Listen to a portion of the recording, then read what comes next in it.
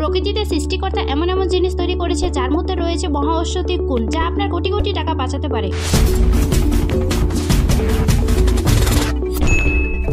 গ্রাম বাংলায় অতি পরিচিত এই জলজ উদ্ভিদ কচুরিপানা। তার মধ্যে যে ফুল ফোটে তা দেখতে সত্যি খুব সুন্দর লাগে। এটা প্রাকৃতিক আপন খেলে বেড়ে ওঠা এক অবহেলিত প্রাকৃতিক শোভা, প্রকৃতির ছবি।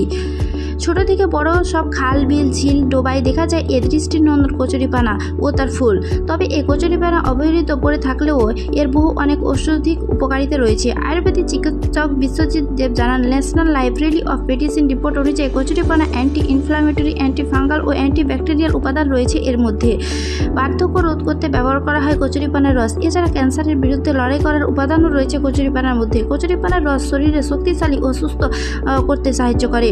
কচুরিপানার রস কিংবা খাবার পেটের স্বাস্থ্যের জন্য দারুণ উপকারী। জলজ এই গাছ ডায়রিয়া, বমি, পেট ফাঁপা নিয়ন্ত্রণের জন্য খুবই পরিচিতি। এমনকি এই উদ্ভিদ পেটের জন্য খুবই উপকারী বলে মনে করা যায়। কচুরিপানার রস গলা ব্যথা ও ফোলার উপশমে ব্যবহার করা যেতে পারে। এছাড়া এই রস গলা ও কানের সমস্যা নিরাময় দারুণ কাজ করে। যৌন রোগের চিকিৎসকের ক্ষেত্রে কচুরিপানা দারুণ উপকারী একটি জিনিস।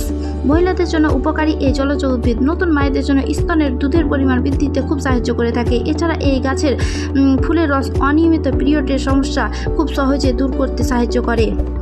কিন্তু এটা খেয়াল রাখবেন যে এটা কোনো মতে কাঁচা না খেয়ে এটাকে রান্না করে বা ভেজে খেতে পারেন।